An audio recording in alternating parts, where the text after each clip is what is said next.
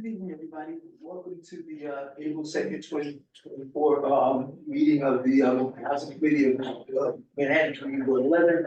I'm John Green, the chair of the committee. I'm calling the meeting to order at 6:43 p.m. But before we begin, there are a few ground rules that we must explain.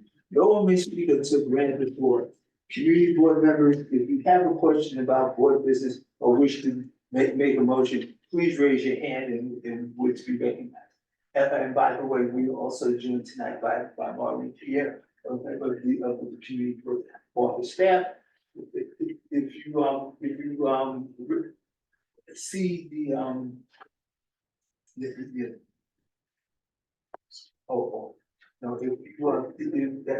when you raise your hand through Zoom, then it says that look at the participant icon and you will find the raise hand function. If you have any problems with that function, please contact Ms. P and she will help. Members should not engage in back and forth discussion. The chair will recognize the next person to speak. The chat should not be used for CB11 business or questions about agenda topics. All such remarks should be made on the record when recognized. Please keep your questions and comments brief and on topic to the discussion. Members of the public, if you have a question or comment about the subjects on the agenda, please raise your hand and wait to be recognized. And let's see, with that, well, we can go to roll call. Marlene, please. Sure.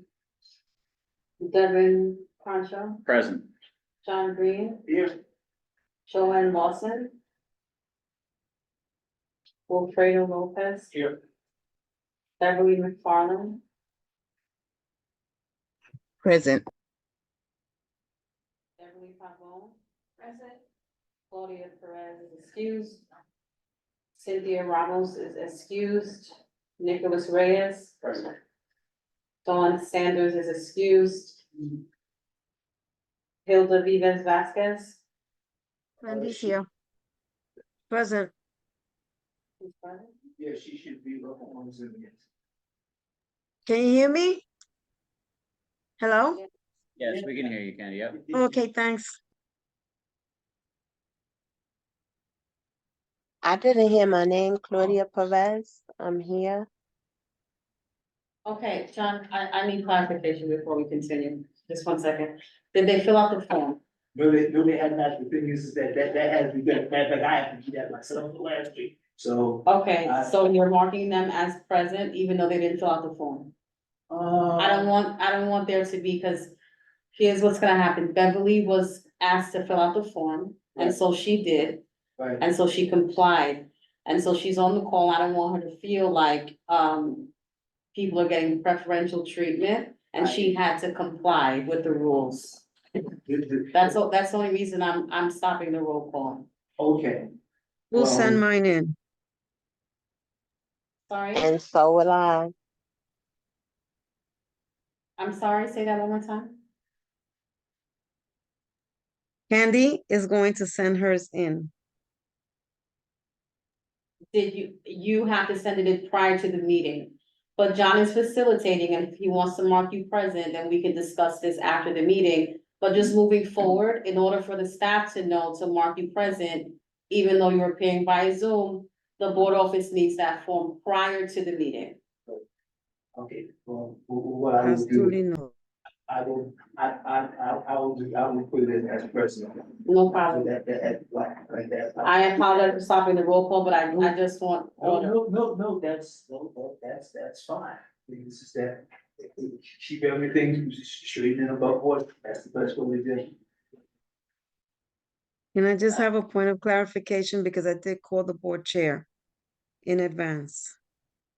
Right, I understand. So if you call the board chair, but if you need a reasonable accommodation, then you have to fill out the form.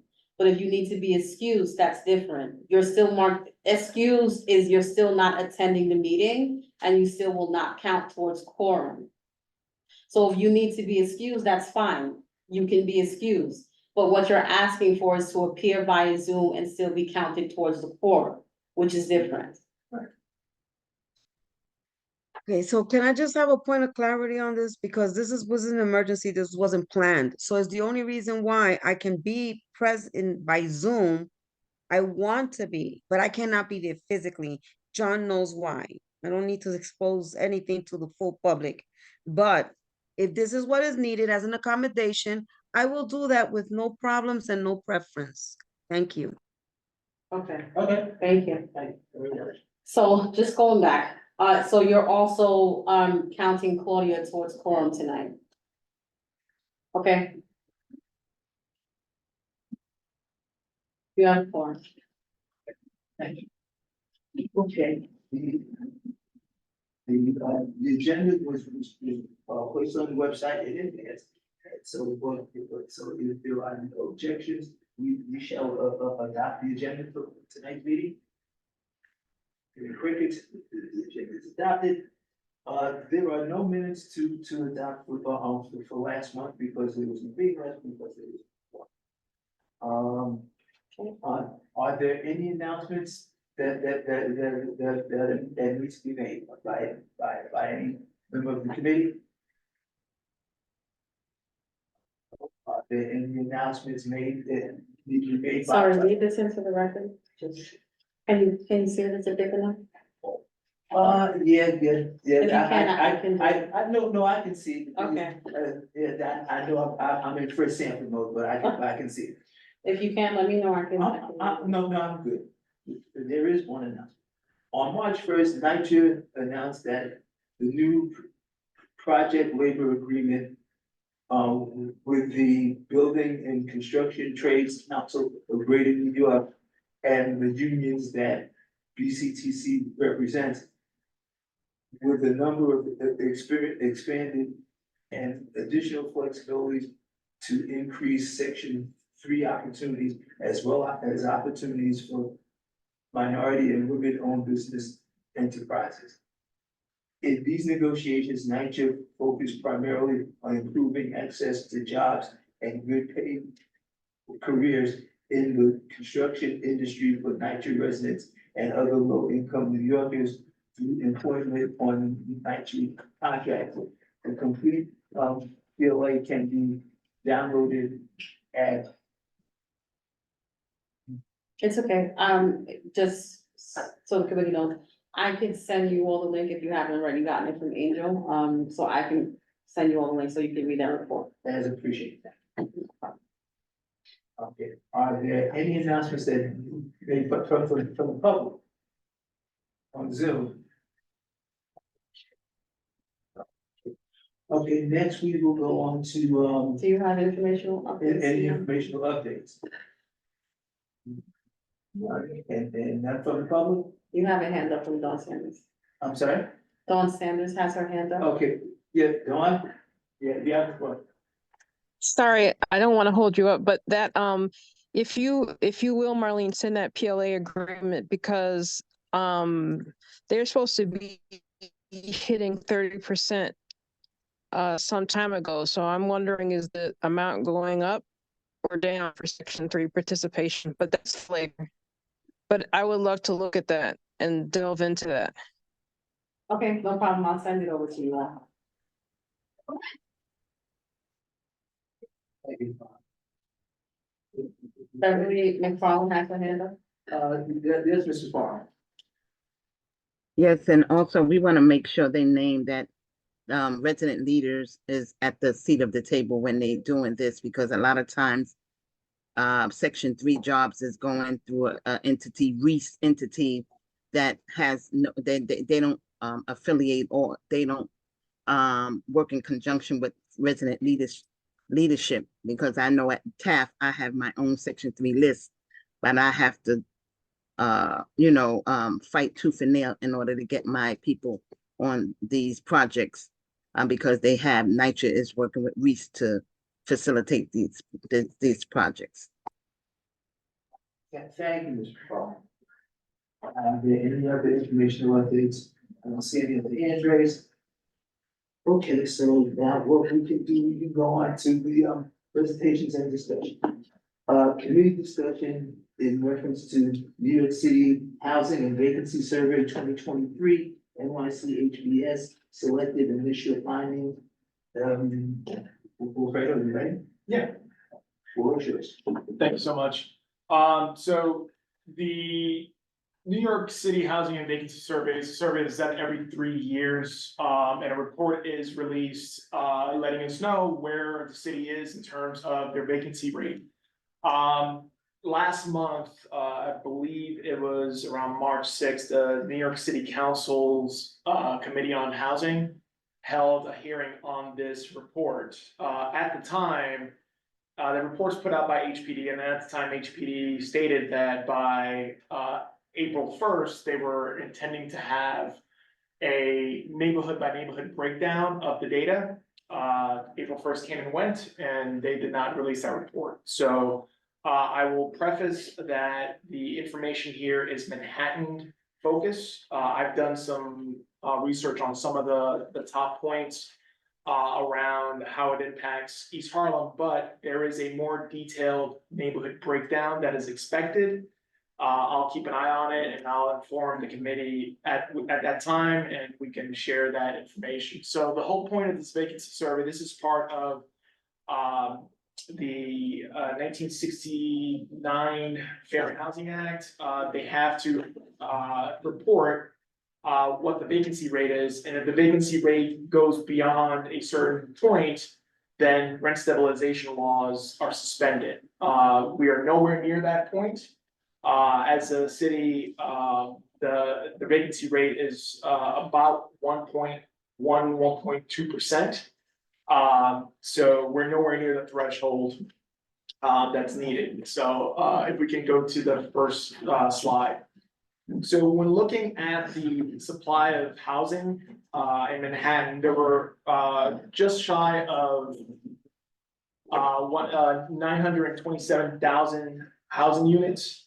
That's 25% of the city's total, situated here in Manhattan. The borough saw an increase of 8,500 units since the last report in 2021. Is there a plan? Yep. Yeah, so what we're seeing is an increase in units from 2021. You'll see a little bit later that that data is a little bit skewed, but and you'll see why. So about 22% of the structures are in large buildings, and those are classified as structures with 100 units or more. So we're seeing an increase in larger building units, not so much in smaller homeowner units. Next slide, please.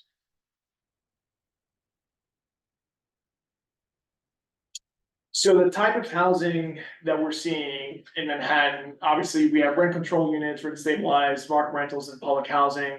The rent control units are numbered around 24,000 now. A rent control unit is always considered to be occupied. It cannot be vacant, because if it's vacant, it's no longer rent control. So that number doesn't change much year to year. But the rent stabilized units make up the majority of it, and that makes sense. The market rate rentals are the largest overall number. The report didn't state how many, but it's emphasized that it's well over 1 million units that are considered market rent.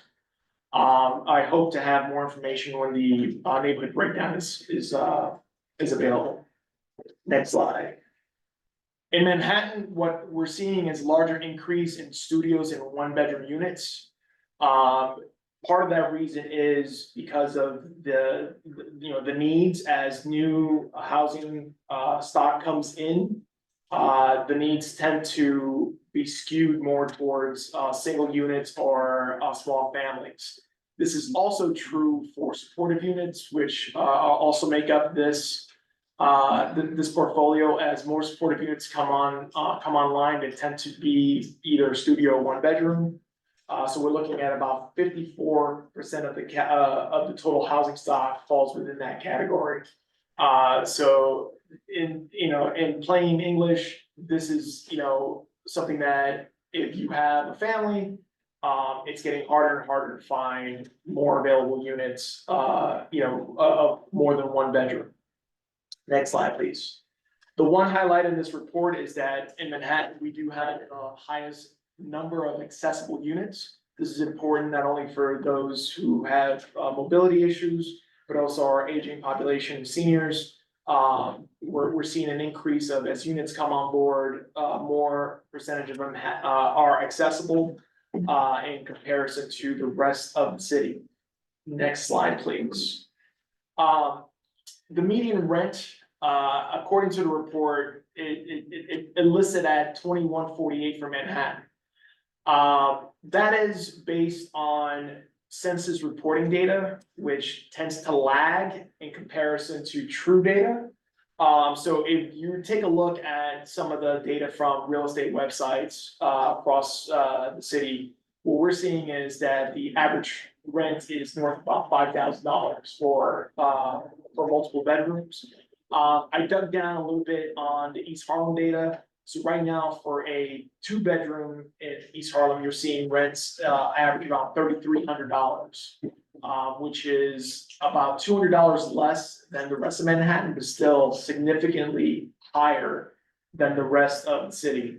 1-bedroom units are median rate about $2,650. So that's, you know, as we're seeing more apartments come on board, that $2,650 rate tends to be the prevailing rent for East Harlem. So again, that's an incredible increase. I believe the report cited that even that 2148 figure was a 13% increase over 2021. So those that are good at math can figure out the percentages, but it's a lot higher than 13% in terms of increase. Next, please. Although the city had a significantly lower vacancy rate, Manhattan did have the highest at 2.3%. In 2021, for instance, it was at 10%, and that's due to the pandemic. You had a lot of people who either left the city temporarily or permanently. So the vacancy rate shot up. So right now we're seeing, lower number of units that are vacant. And the report talks about different reasons why, and they talk about how some units have gone offline because of repairs, other units have gone offline because they're being temporarily used by the landlords, but in reality, when you strip all that away, the real widespread reason why you have a lot of units are offline is because of warehousing, and that is when landlords are purposely keeping them off the market, because of either they're waiting for higher rents to come up, or they don't want to put them back into the affordable market, hoping to deregulate the units. That's something that has been widely reported. And there are significant issues considering the law changed in 2019 to prevent the deregulation of these types of units, but we're seeing widespread fraud happening across the city, not just in Manhattan. Next slide, please. Looking at the affordability, the way this report calculates affordability is 30% of a person's gross income. Obviously, we know that there are issues with that calculation. It creates a scenario where the majority of people living in Manhattan, for instance, are rent burdened. If we look at the breakdown in census data and we look at the median income in East Harlem, that's even higher. And if you look at the rates of evictions happening across the city, they tend to be significantly higher in neighborhoods like East Harlem, partly because of the higher rent burden. Next slide, please. In terms of rental turnover, Manhattan always experiences high turnover. That is, year over year when new units come on board. Part of that has to do because of the higher student population that Manhattan has in comparison to other boroughs, and also the trend of younger professionals moving year after year. So there is a higher turnover compared to the rest of the city. Next slide, please. The report also talked about the number of units that are not available. And again, we talked about this before. This is part of that warehousing problem, but the report cites that the main reason is because of renovations or occasional use. But again, the report is always lagging in terms of the actual true data.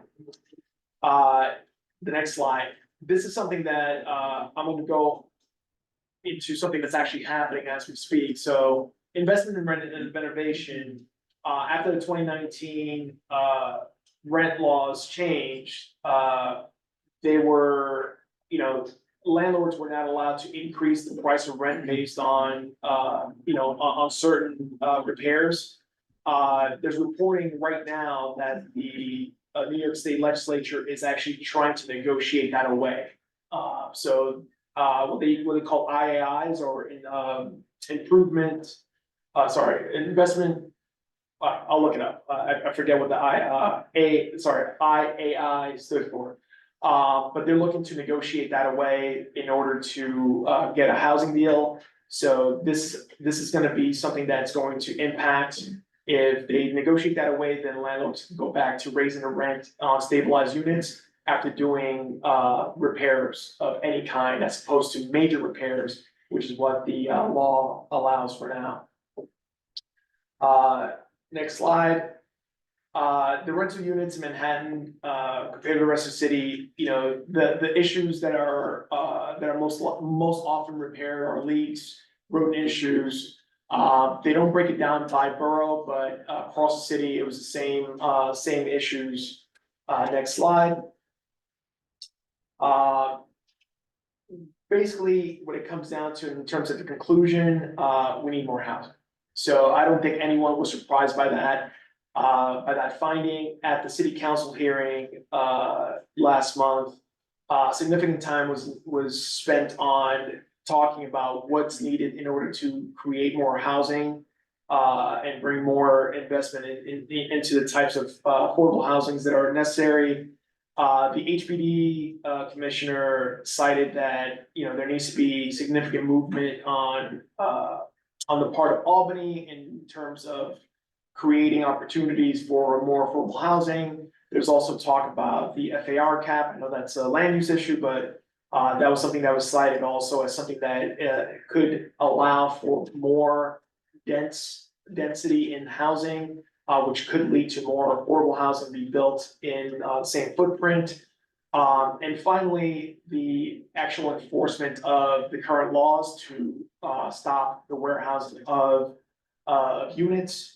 The HPD commissioner did not have an answer as to what that enforcement looks like, but cited that that's what they're looking to impact in terms of getting more of this housing back. So this was a almost 110-page report that I kind of broke down to a 5-minute presentation. A lot more can be said. I'm happy to. I know Marlene shared the report. I'm happy to answer any questions or go in depth with anyone on this issue if they have any additional questions on this. But this was kind of meant to be kind of an overview. Once we have the more specific neighborhood data, then I think that the committee as a whole could probably take a look at it and come up with some East Harlem specific action items. So this time I'm not gonna make any sort of request for any sort of support because we need more specific data to actually be able to come up with realistic and also probable solutions to these issues. So that's it. Any questions, comments, concerns? Thank you, bro. Are there any questions from the committee? Yeah, go ahead. Just a quick question, thanks, Will, for the presentation. Who, I could assume it's HPD, but just want to confirm who's sort of responsible for taking these findings and sort of moving them ahead, actualizing them and operationalizing them? So HPD's mandate here is only to report.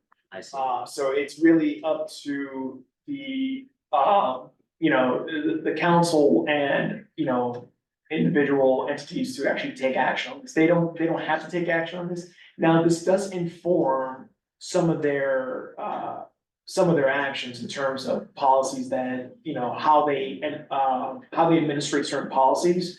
But this report is actually meant to try to spur solutions from the top down. So the city council will take this report and you'll probably see legislation over the next few years. And Albany will also look at this, and hopefully you see, actual legislation that is data driven. But HPD's mandate, like, they can wash their hands at this point of this report until the next one comes around. Got it, thank you. And this report, thank you for the presentation. So this report is done every 3 years. 3 years. Yeah. So would you say that HPD can just wash their hands and, they can keep doing that for the next 3 years and the next 3 years and the next 3 years? Yeah, And make no, action towards this? they can only recommend. They Okay. they don't necessarily have to enact anything. Now, I did go back and take a look at the 2018 report, just to compare it to this one. Well, I compared it to the 2021 report, and it was pretty flat. But the 2021 report, like, there was a significant change because of the pandemic. So when you look at, like, take the pandemic out of the question, there hasn't been much movement. And the 2021 report was the first time, since this report has been made, that the vacancy rate went that high, to 10%. And that's dangerous. If it gets too high, that the rent stabilized laws can be suspended. Because at that point, they're like, well, there's too much housing. So we're nowhere near that danger now because it's so low, the vacancy rate. But it's important for HPD and, for us to really recognize what's available out there. And again, this data, it's probably, by the time they report it, it's already bad data. And they recognize that. They say, they only put about 90% confidence in the data that they're putting out on these reports. Because it's so light. Would it help if the data was done at a longer period than the 3 years? I'm not a data expert, so I don't know if that would help. It could, it absolutely could. There's also talk about, and this was something that was discussed during the hearing, whether or not there should be like a live reporting where the data is updated more often so that it's not lagging as much. Obviously, that's difficult. The census is done every 10 years, and a lot of this other data comes via the census, so how do you track that live? It's difficult, but, I think there might be a better way to do this. I'm not a data expert.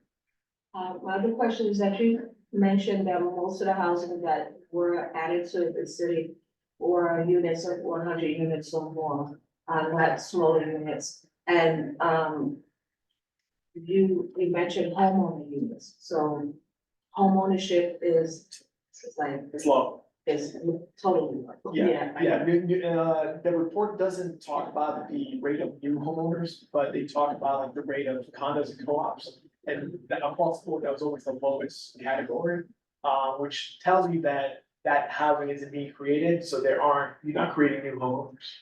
Right. And as we all know, that's another big issue, in terms of, creating affordable housing. Most affordable housing is created by small homeowners. And that's something that is, undisputed. Right. The bigger the building, the more expensive the units are gonna be. I agree. You also mentioned that the rent stabilized, units, rent control units, once they become vacant, they lose their, status as rent control. Does that also happen, right? Not after 2019. So after 2019, there's a whole process to deregulate, rent stabilized units, but rent control units, as far as I understand it, and there are experts in the room that could kind of talk about that more. You really can't create new rent control units. Because it has to be as of 1974. Yeah, 1974. Yeah, so it's like you can't create any new ones, so when those become vacant and there isn't a succession, they're automatically out of rent control and they become like something else, either market rate or rent stabilized, depending on how they enter the market. So that's why the report says that like, there's no such thing as a vacant rent control unit. Because by its nature, once it's vacant, it's no longer rent control.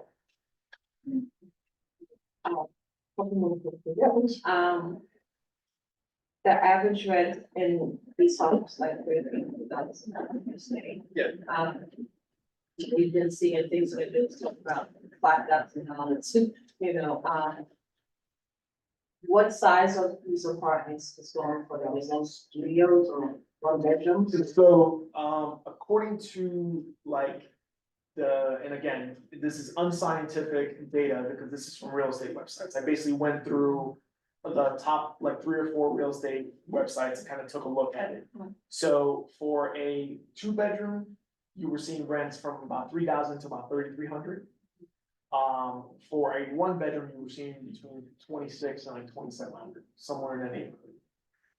Studios, I saw some as high as 25, but most were like over the $2,000 mark. And some of those are stabilized. We're not just talking about market rate. Oh, okay. Like some of those were stabilized units. For example, 1998 Second Avenue, you know, the lottery's open on it. Right now, all they have left are units at 130% AMI or higher. So if you wanted to move into that building, you have to qualify for 130, which puts a 2-bedroom at $3,200 for a rent stabilized. That's supposed to be affordable. In 1998 Second Avenue, yeah, so it's hard. Yeah, that's not even, that's figure affordable, that's reported. Yeah, so that's at 130% of AMI. So again, you know, the old adage, affordable to whom, Right. it's like, who are getting these units? You know, very few people who live in East Harlem can afford to live there. So who's gonna live there? Now they changed the laws regarding, community preferences. That hasn't taken a full effect yet, so there's still I believe that is going to be phased in. But yeah, that's gonna further impact. And I know that it's not part of this, but like, I get the argument that, oh, you're segregating a neighborhood, but I'm sorry, you're not gonna segregate a neighborhood with 5% or 10% preference. If it was 90%, you know, and no one else can get into the neighborhood, that's true segregation. The preference is there for a reason, people wanna stay in their neighborhood. But yeah, that was an unfortunate decision. I just have a point of clarification, because in the presentation, you mentioned warehousing as one potential issue, you know, that might be causing vacancy amongst rent stabilized units. And then you also brought up the IAI, which wasn't in your presentation. It Is wasn't that- because literally that news broke as I was coming here. I see, so that's separate from the report, but you're thinking like that is something else that's sort of Well, what that trending is, in terms of this yeah, rationale around vacant rent stabilized. well, no, that will increase. So right now, at the 2019 law, landlords, when they do basic repairs, can't raise the rent. It has to be like a complete gut renovation, or it has to be significant amount of work that needs to be done before they can raise the rents on rent stabilization. They have to go through a process of approval to do so.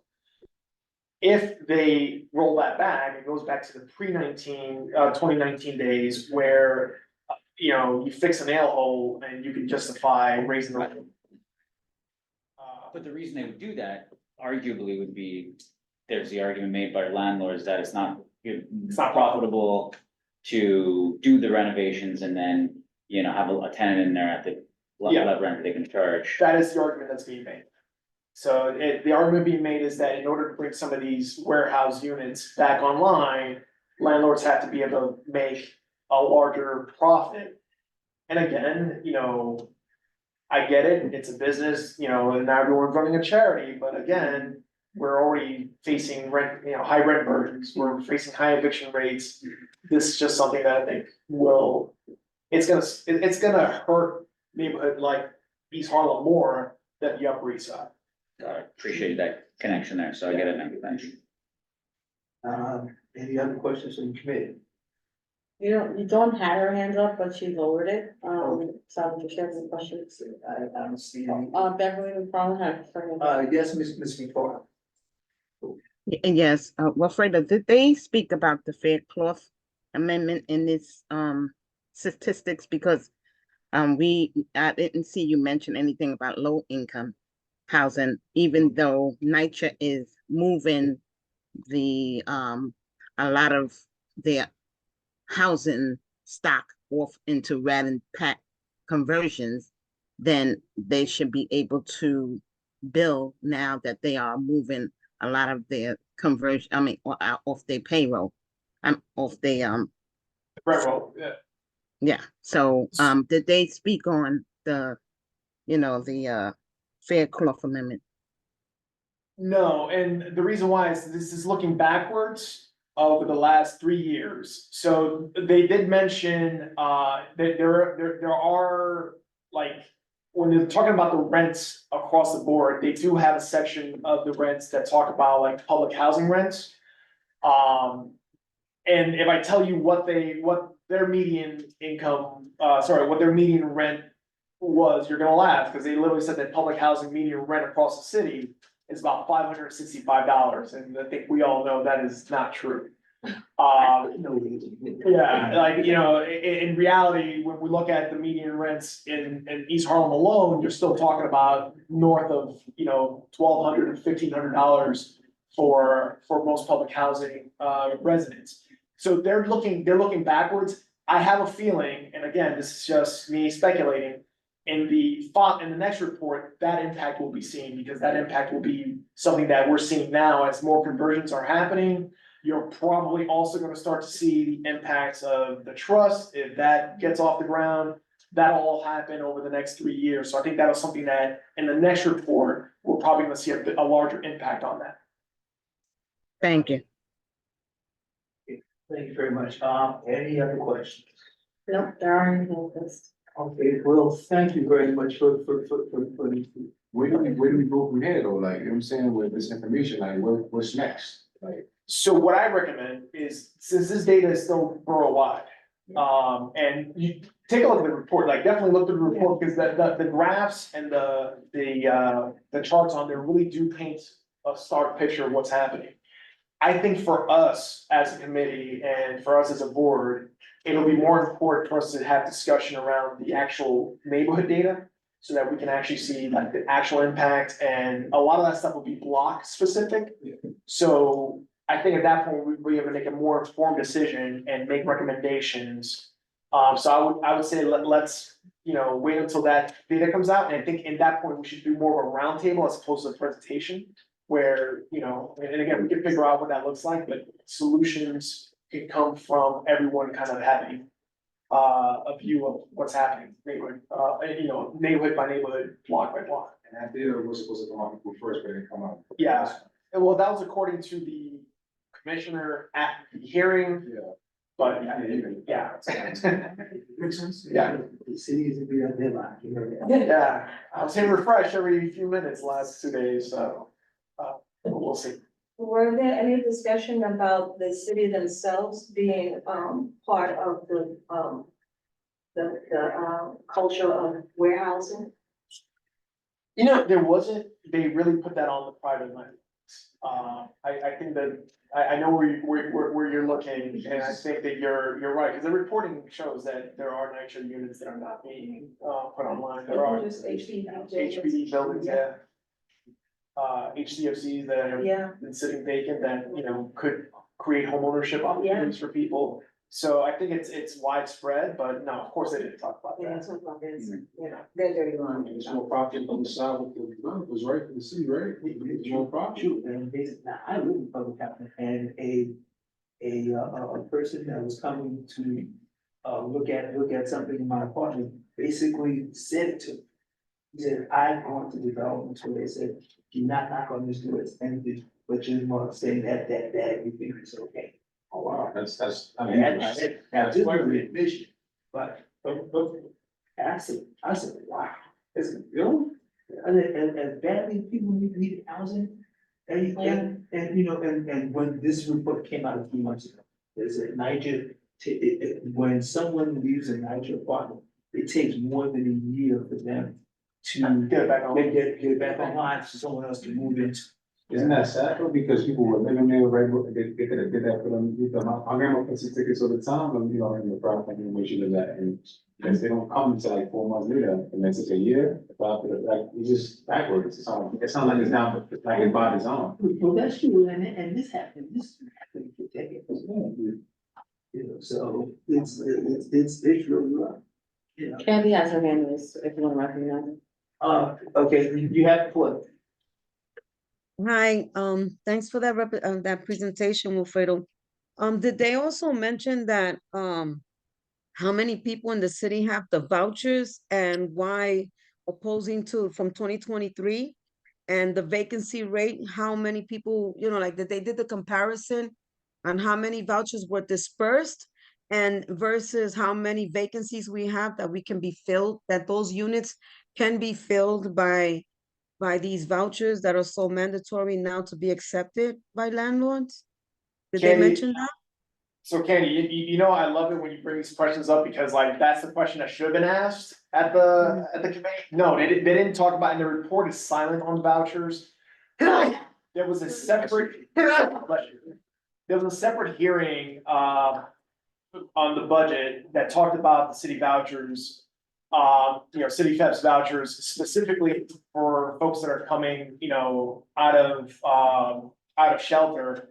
And not only is HRA lagging behind in terms of approving the vouchers, but just like we all know in the room, once you have the voucher, finding, the unit, or finding a landlord to take the unit has been like the biggest challenge. Even in my day-to-day work, that's the kind of stuff that we're always looking into, as people are coming out of domestic violence shelters. They have a voucher for, a decent amount of rent, they can't get a unit, so they didn't make that determination here. But I think that if you look at the HRA data and you compare it to the vacancies, there's a correlation there of how to fill, the available units, but also, when you look at the rent subsidized units, the supportive units that are online, that are available but are sitting empty, you could fill those units very quickly and probably empty out a majority of the shelter population.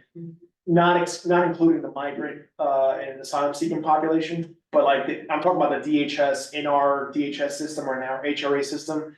Those folks, there are probably enough empty units across the city to fill those.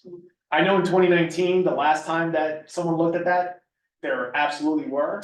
But back then, the shelter population sat around 60,000. We're currently sitting at above 100,000 in our DHS system, another 20,000 in the HRA system, and then we have an additional, I believe it's 12,000 asylum seekers. But even so, I still think there are enough empty units. Looking at this report. Thank you.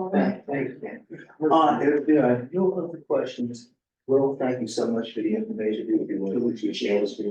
Thank you. Okay, now, moving forward.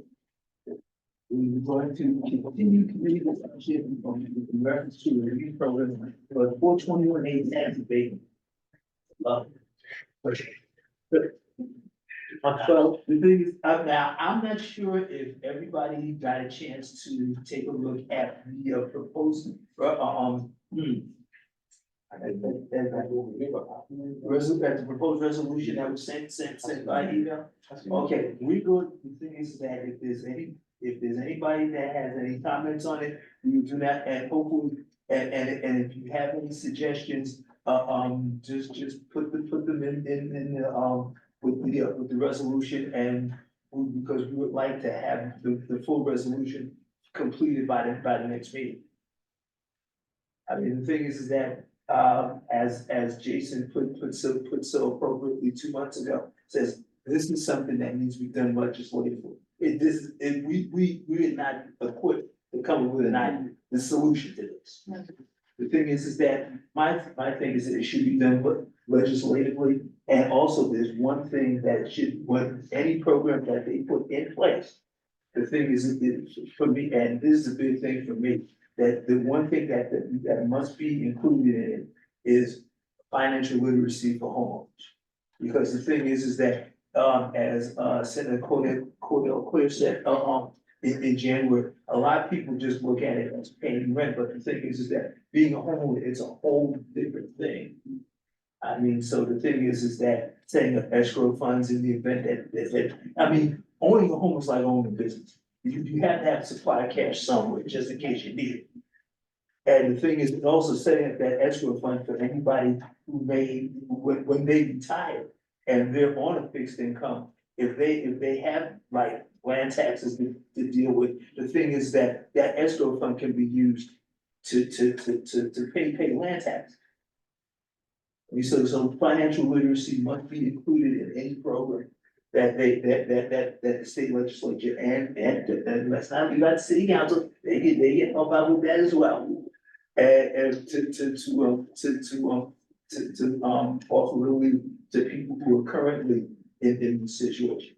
Also, the thing is that I would like, when we start talking about the budget for fiscal year 25, I would like for them to increase funding on this program here. Because the thing is that this is, if you just say, okay, this is the senior citizen homeowners exemption. What it does is that it basically will,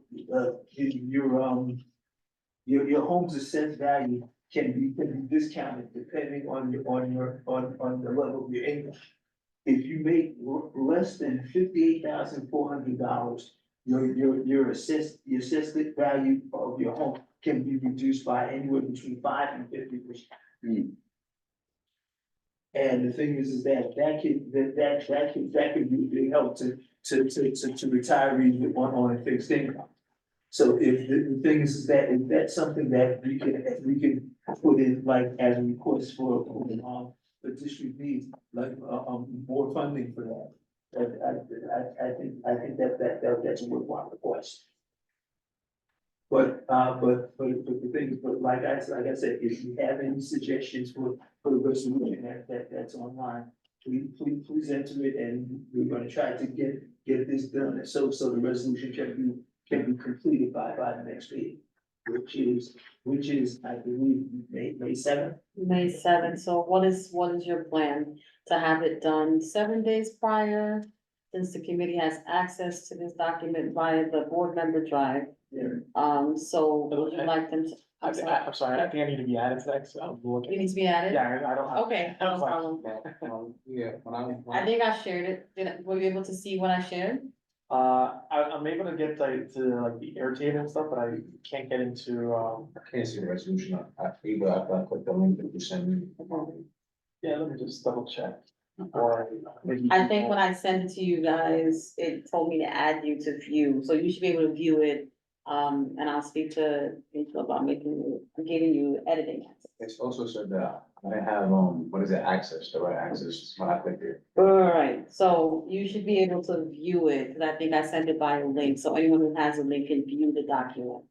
Okay. At least you can view it, so I'm going to work on the administrative piece of giving you access to edit. However, John, I was trying to think of so Nicholas and Wilfredo got it, okay? Okay, now the thing is that since this has to be completed and put and sent out online, within a week of the next meeting. That means that the final, it has to be completed a few days before, at least 3 to 5 days before that. Yeah, no problem, you want to get Okay, so basically what I'm saying the thing is that it has to be released online by April 30th. So that means we have to have it completed at least at minimum 5 days before, which is the 25th of April. So the thing is, so if you have any ideas, if you have any comments or any suggestions, please put them in. And the things we will try to get it completed, so the resolution can be available by the next meeting. Yes, Can I sir. just have one clarifying question? So, I read the resolution now. The one statement that it calls 4, right, on behalf of CB11M, calls upon the state calls upon the state of New York to create both an individual relief program and an extension of the abatement period, which I think is pretty clear. You had mentioned in your statement around, adding an educational component. So I'm just trying to contextualize like how specific do we want to get with our recommendations? How prescriptive? Like, are we asking to add pieces like an educational program, John? For the- Yes. Okay, Steve. yeah. Okay, well, the thing is that I'm going to give you a brief history lesson. Back in the 1980s, when there was urban blight all over the place, the South Bronx, East New York, Brooklyn, the thing is that single family homes were built. And municipal workers were given the opportunity to own homes.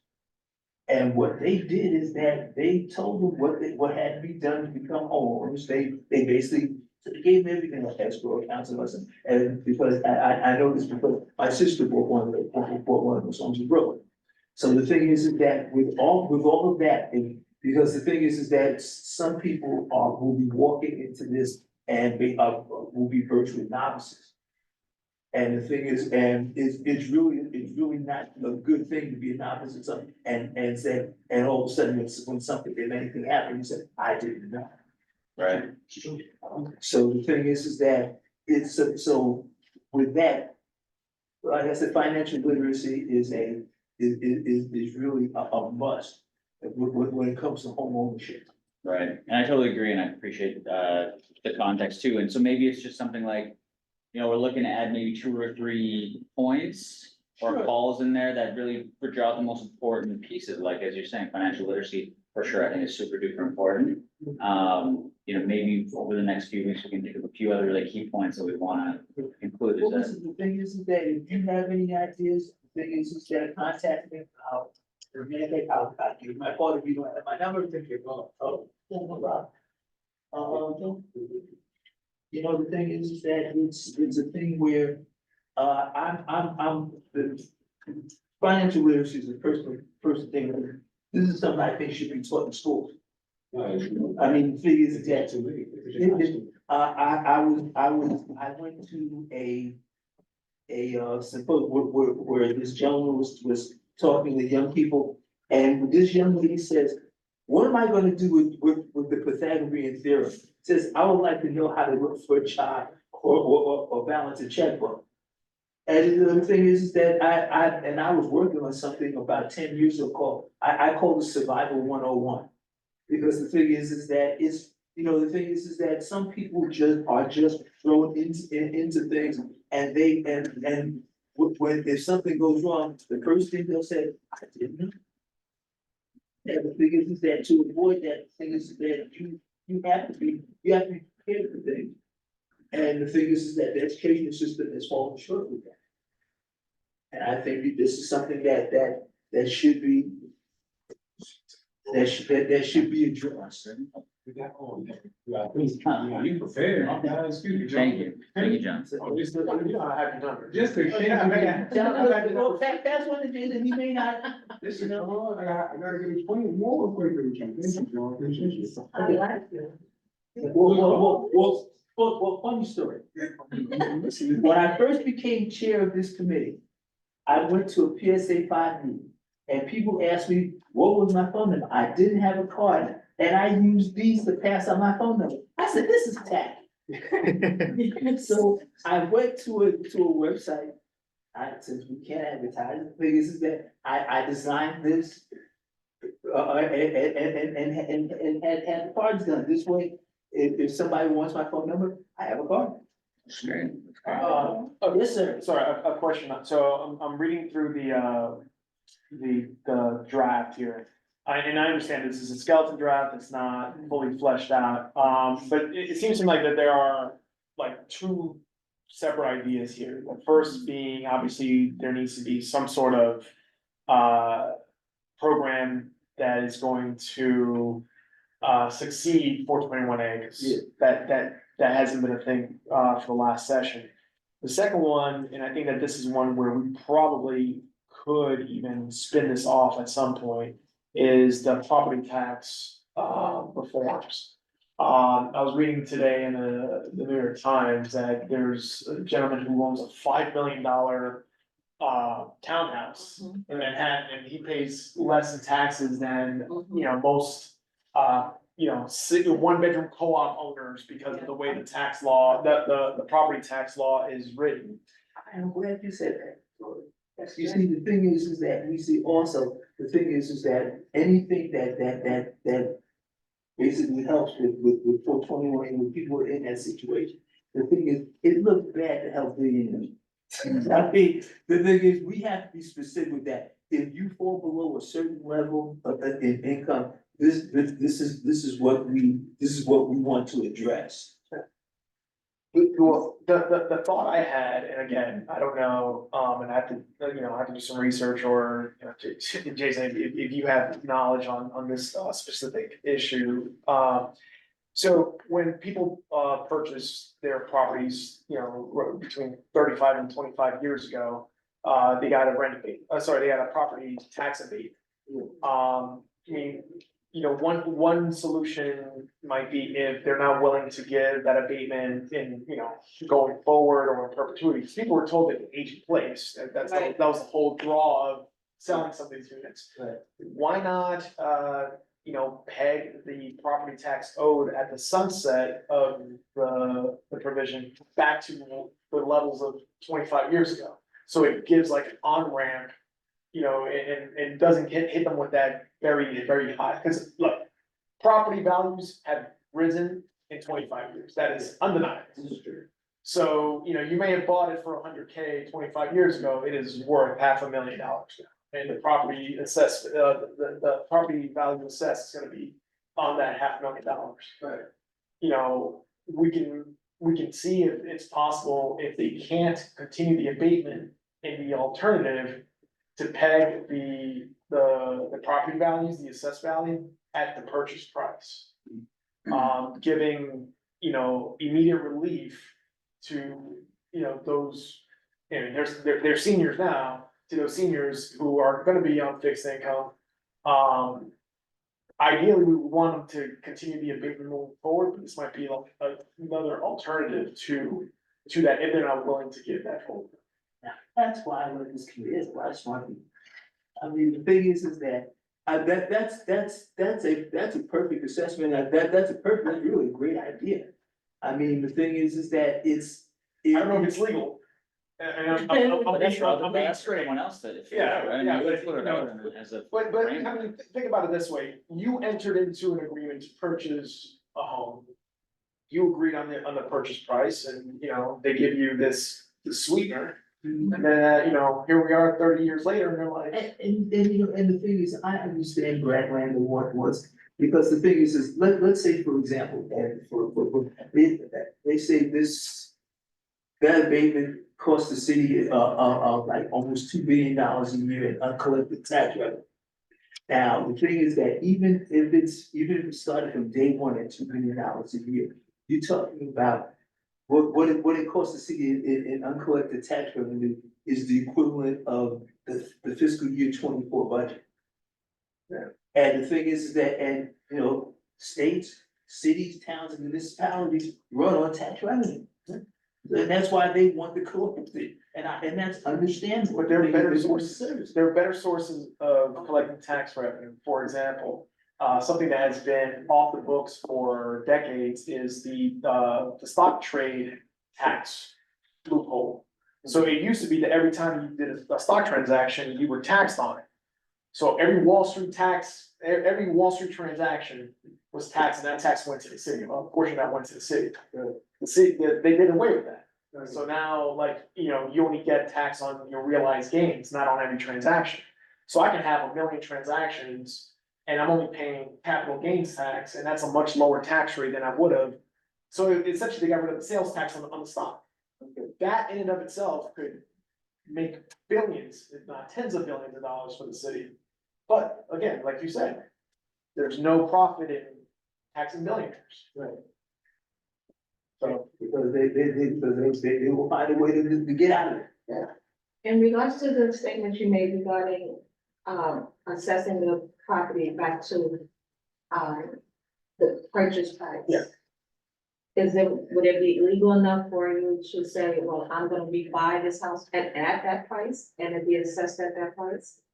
I mean, Like resell it back to yourself? if you, but the thing is, you would have to own it, you would have to own it outright, and at that point, Okay. like, you know, if you own it outright, then the only thing you have to worry about is the property taxes. But the unfortunate part is, because of the lack of financial, you know, education, a lot of our seniors were told, oh, refinance, you know, get a lower rate and refinance, not being told that the repercussions of refinancing is another 30 years to pay off the mortgage, even though it's a lower rate and a lower monthly, you know, they may have been, in some instances, this has been reported, people were 27 years into paying off their mortgage and were convinced to refinance and start a 30-year mortgage, and they're over 65 years old.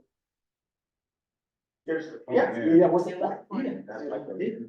Yeah, so That's that, that's predatory. it is, you know, that was the, one of those issues with predatory lending. And the thing, and no one's gonna tell them that there'll be an. Oh, yeah, you have lower by the monthly time payments, they pay. But now you have 30 more years to pay. And it doesn't deal with what the assessment that the city would do. No, so, With property tax. no, because the value, the reason why they were getting those nice, you know, mortgage rates is because the value, when it was assessed, when it was, when they were revaluing the homes are now worth $500,000. So they're like, oh yeah, on top of that, we'll give you 100 cash, 100K cash. So now you're paying that mortgage for the next 30 years. You run out of your tax abatement and now you're, you know. So you have a mortgage and increase Yeah, land. because the thought process 30 years ago was, well, they take out a 30-year mortgage. And then by the time they're done paying their mortgage, all they have to do is pay their property taxes. So it's not gonna be that big of a difference. Right. But unfortunately, because of lack of financial education, which I'm glad you brought that up, because that's not talked about enough. People were, you know, I hate to say they were conned, but they were conned into continuing their financial obligations way past the time their tax obligations would come. And they can't, and they can't use the reasoning, no one told me this. So, am I supposed to tell you? Yeah, I mean, you know, we sign mortgage paperwork, they show up with like, you know, I have to wait until high school to get financial literacy, you know what I'm saying? As you start 6th, 7th grade, at least, you know, a little understanding more, because by the time we were seeing, I took financial literacy in junior high school, you know what I'm saying? That's not, I think that's already too, I mean, it's not too late, it's never too late to learn about finances, but it starts with your education. You could be well versed in a lot of things, but if you're not getting, you know, a direct line into this space, you're not gonna be able to make proper decisions when it comes to buying homes, owning a home, or just doing anything when it comes to doing credit or just financing. You understand what I'm saying? So, You're right, it takes longer, it'll take you longer to get there. yeah. What about the street program? Is there, I know most of the time seniors have to apply for that. Is there any way it could be automatically at a certain age, 62 or whatever? It's It can definitely, you know, just kids in. yeah, so sprees for rentals and, It's just for rentals? Yeah. Yeah. Oh, okay. yeah, so it wouldn't help, homeowners. There are city programs that will pause, you know, the tax, but it pauses, it doesn't forgive it, so eventually. Yeah, like, you know, they put a lien on the home. So when you sell it, then, but the city recoups its money, but that's still not. That hurts intergenerational wealth, which is what we're hoping to build in our communities. Well, if you owe, you know, a big tax bill because, you know, your parents had this tax debt, it defeats the purpose. So when you have programs like the HDFCs, how are they getting by? So HDFCs, it's a different ownership method. So you are, you know, you're paying property tax, but your property taxes are low because the value of your unit is being deflated on purpose. So it's being kept low on purpose, so you can't sell it for its actual true market value. Like, you know, if you took an HDFC, you know, if you took out an HDFC, those units could be worth $1 million. You're never gonna realize that in an HDFC, but that's why it keeps it low, and that's why it keeps it so that it's affordable. Regardless of how long you live there. You have ownership interest, but it's not like, it's deflated on purpose. So the folks in HDFCs aren't gonna be hit with this massive tax bill like what we're seeing 421A. It's really the folks who bought into condos in certain circumstances, co-ops, that are getting hit with it. Thank you so much for that. Okay, but like I said, the thing is that, please, the thing is that if you have any ideas, call me if you have any questions. If you have any ideas, could contribute to the resolution online, so we can, get it completed by, before the end of the month. Okay, I have one more question. In regards to the document we have here, you made mention, where it says Black and brown residents of the community, and you got a footnote 1. That footnote had to do with people on probation. I'm sorry, I didn't write this, Oh, so okay. Xavier's on the line, if he wants to speak to it, he can. Yeah, I didn't understand the reason. Yeah, he can answer that. Okay, thank you. Xavier?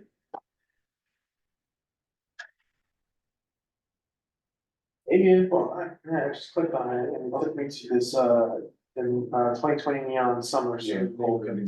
yeah.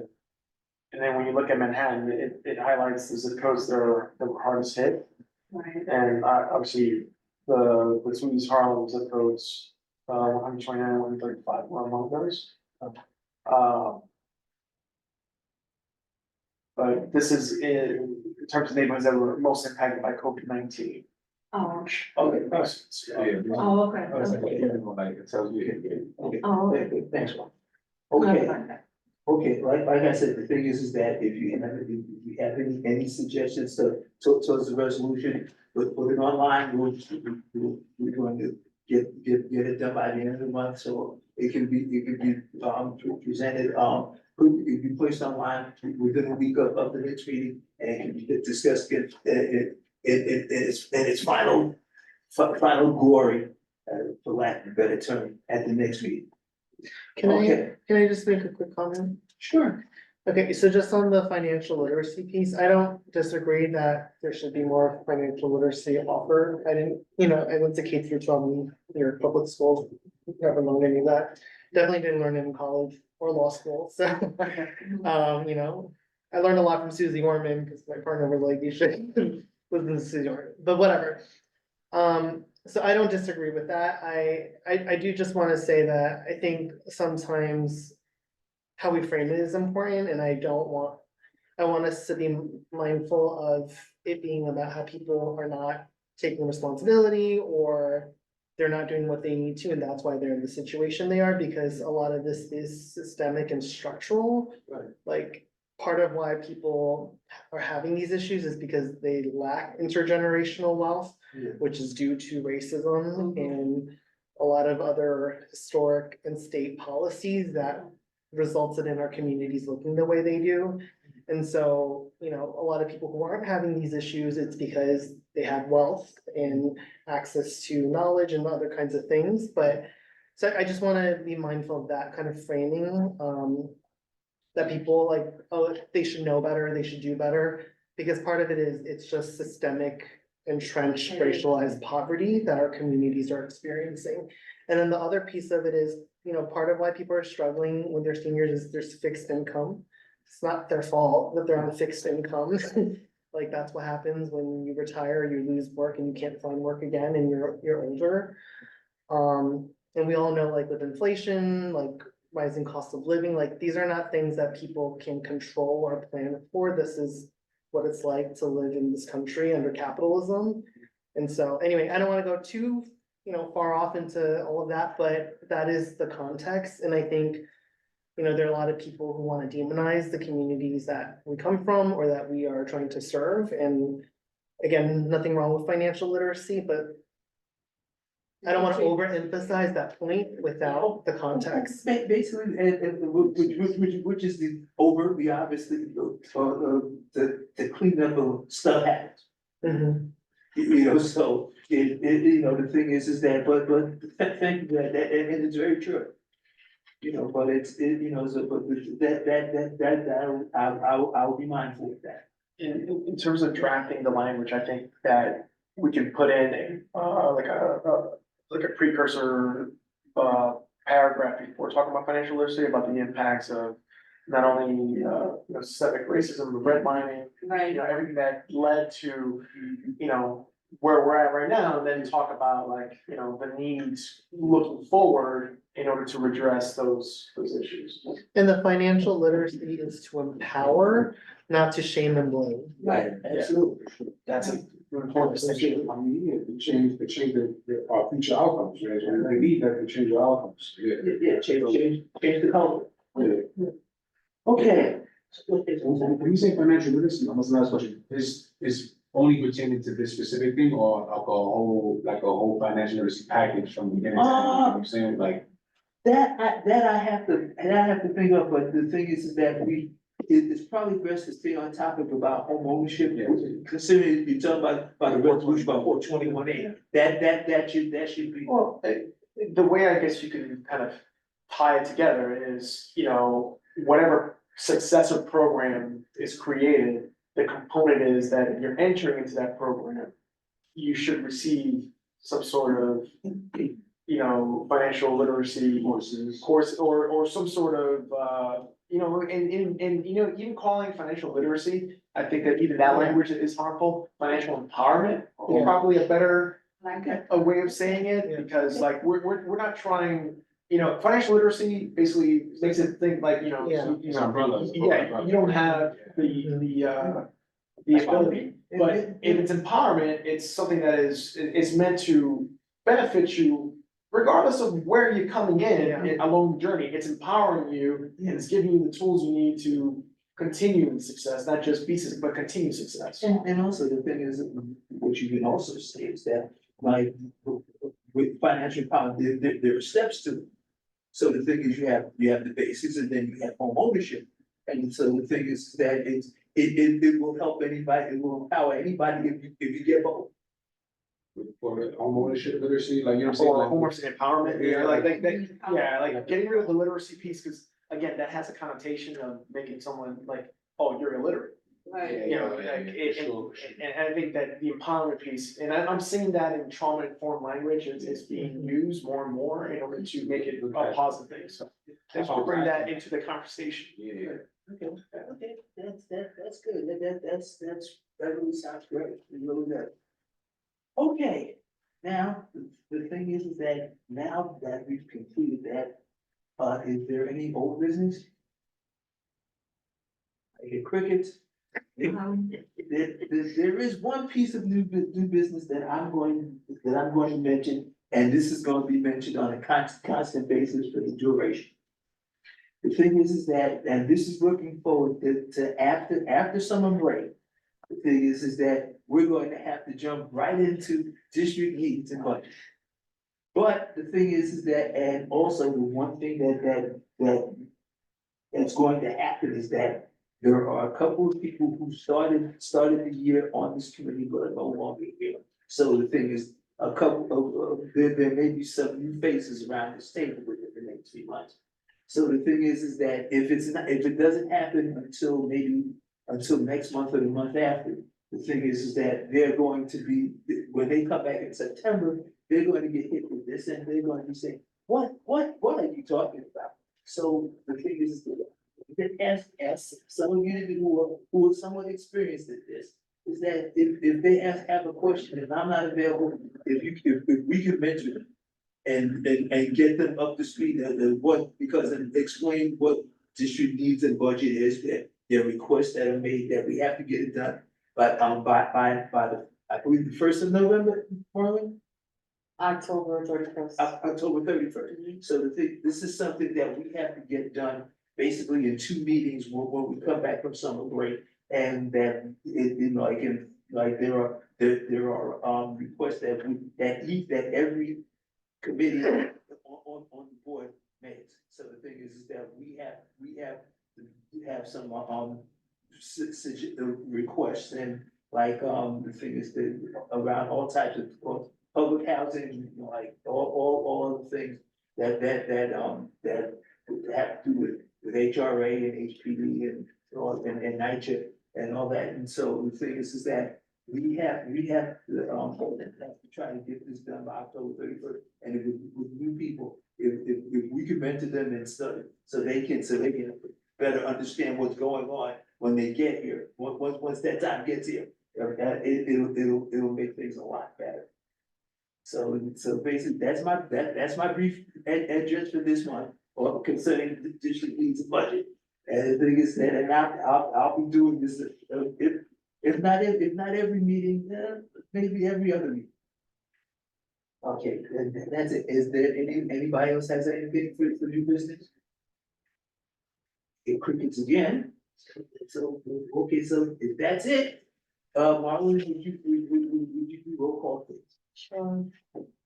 Devin Concho, Here, Don Green, Here. Joanne Lawson. Wilfredo Lawson. Sorry, he called us like. Thank you. I looked at my hand, I thought it was No, but he called, I said, he called at the same time, I was like, what is the person? Okay. Beverly McFarland, Present. Beverly Pavone, present. Claudia Perez.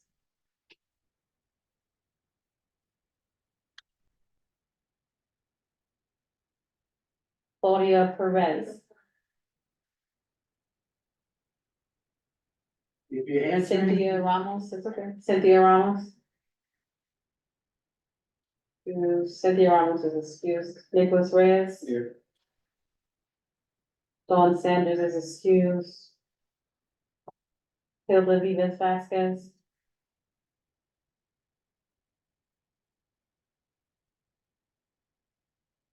And Jason Wu. present. Okay, thank you, Martin. Okay, the next committee meeting will be on Tuesday, May 7th at 6:30 PM here in the board office. And with that, I apologize to everybody. Yeah. thank you. Well done. Great meeting, you guys. Great meeting. We should all